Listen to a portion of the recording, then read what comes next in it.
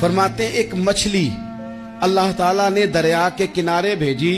فرماتے ہیں وہ تھی تو مچھلی پر پہاڑ جتنی تھی.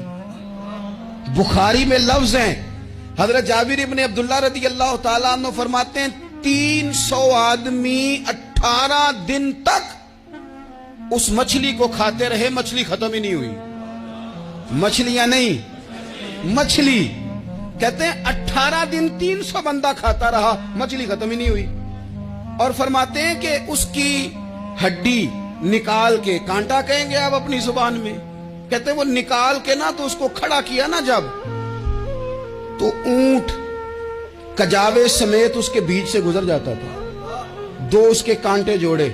فرماتے ہیں وہ اس کا گوشت ہم کھاتے تھے اور اس کی چربی بطور تیل کے ہم جسموں پہ ملتے تھے, بیماروں کو اس سے سکون آتا تھا, تندرستی شفا ہوتی تھی. فرماتے ہیں ہم کھایا بھی ہم نے, اور کچھ لے کے ہم مدینے بھی گئے, اور قربان جائیں نبی پاک نے بھی اس میں سے کھایا.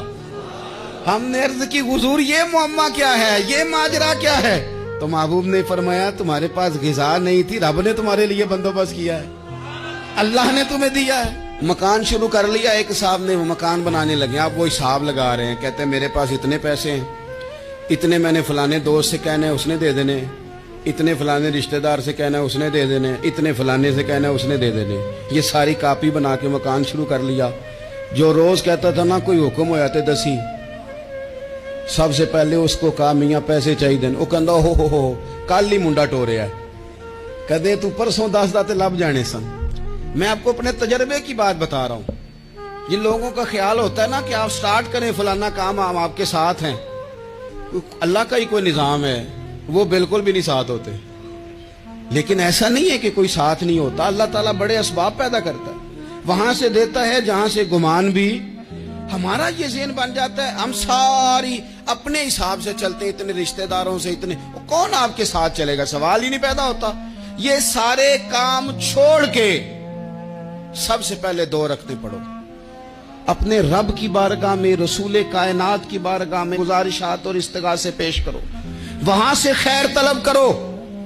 دنیا دار کیا دیں گے, کیا دے سکتے ہیں, کیا حیثیت ہوتی ہے کسی.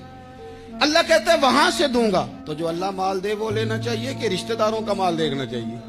جو اللہ دے وہ لینا چاہیے کہ سیٹھوں نوابوں کی جیبیں دیکھنی چاہیے؟ جو اللہ دے وہ قبول کرنا چاہیے یا دیکھنا چاہیے کون سا آدمی کہاں پہنچ گیا؟ چھوڑو, اپنی مٹی پہ چلنے کا سلیقہ سیکھو. کسی کے سنگ مرمر پہ چلو گے تو پھسل جاؤ گے, پھسل جاؤ. اس پر ایک اور بات عرض کر دوں, صحیح بخاری سے, مسلم سے ایک اور بات. کچھ چیزیں ایسی ہیں جن سے اللہ کی مدد آتی ہے, مدد ملتی ہے. ایک چیز ان میں سے ایسی ہے جس سے بہت مدد نازل ہوتی, وہ ہے کہ جب رب آپ کو دے نا تو پھر آپ بھی اس کے رستے میں دیں, پھر مدد آتی ہے, پھر اور آتا ہے. بخاری مسلم میں حدیث ہے, یہ زیادہ ہی توجہ طلب امر ہے, اس پر آپ غور کریں گے. حضرت ابو ہریرہ فرماتے ہیں کہ نبی پاک علیہ السلام نے فرمایا ایک شخص نے بادلوں کے اندر سے آواز سنی کہ فلاں آدمی کا کھیت اور باغ خشک ہو گیا ہے, وہاں برسو اور اس کے کھیت کو سیراب کرو. وہ بڑا حیران ہوا کہ بادل سے آواز آ رہی. پھر اس نے دیکھا کہ ایک پہاڑی پر بارش ہوئی, وہ بادل وہاں برسا, پھر نالیوں سے ہوتا ہوا پانی ایک طرف چلا. تو جس نے آواز سنی تھی, حضور بیان کر رہے ہیں, وہ بھی پیچھے پیچھے چلا کہ پانی کدھر جا رہا ہے. اس نے جا کے دیکھا کہ ایک مقام پہ ایک باغ کو وہ پانی لگ رہا ہے اور ایک آدمی وہ پانی لگا رہا ہے. اس نے اس سے پوچھا تیرا نام کیا ہے؟ اس نے کہا کیوں؟ کہنے لگا بتا نا. اس نے نام بتایا تو کہنے لگا یہی تو وہ نام ہے جو میں نے بادلوں کے اندر سے سنا ہے کہ فلاں کے کھیت کو پانی دے دو. اس نے کہا یار تو کیا عمل کرتا ہے کہ اسپیشل تیرے لیے بارش برسے.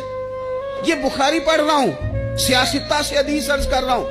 اس سے پوچھا تو کیا کام کرتا ہے کہ جناب اللہ تبارک و تعالیٰ کا حکم کرم آیا کہ خاص تیرے لیے پانی برسے اور تیرے کھیت کو سیراب کرے. تو اس نے کہا چھوٹا ذمہ دار ہوں, پر جب فصل اگتی ہے تو 3 حصے کرتا ہوں.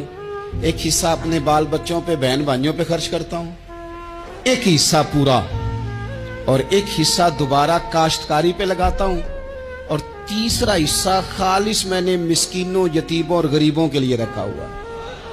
وہ جو تیسرا حصہ, اللہ کرے آپ سمجھے, وہ رب کے بندوں پہ تیسرا حصہ خرچ کرتا ہے نا, تو کریم مالک نے فرمایا جہاں سے غریب کا حصہ جاتا ہے وہ کھیت خشک نہیں رہنا چاہیے، وہ جہاں سے مسکین روٹی کھاتے ہیں وہ خشک نہ رہے، جہاں سے یتیموں کو کچھ آتا ہے کہیں اس کی فصل رہ نہ جائے۔